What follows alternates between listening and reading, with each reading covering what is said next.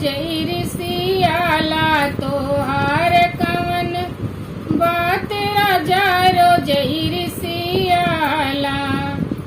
सासुर सियई है हमार काऊ करी है, सासुर सियई है हमार काऊ करी है, बहुत करी है लाल के गोदी न लई है, बहुत करी है लाल के गोदी न लई है। तोहार कवन बात राजा रोजई ऋषियाला।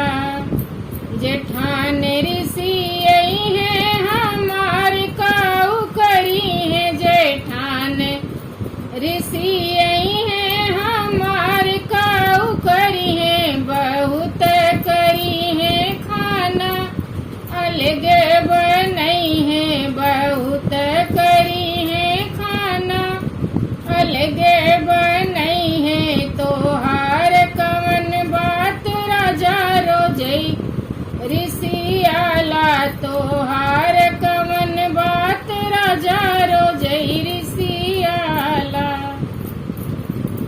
देवरान ऋषियई है हमार काऊ करी है, देवरान ऋषियई है हमार काऊ करी है, बहुत करी है छोटी नैहर चली जई है, बहुत करी है छोटी नैहर चली जई है। तोहार कवन बात राजा रोजई ऋषियाला, तोहार कवन बात राजा रोजई ऋषियाला।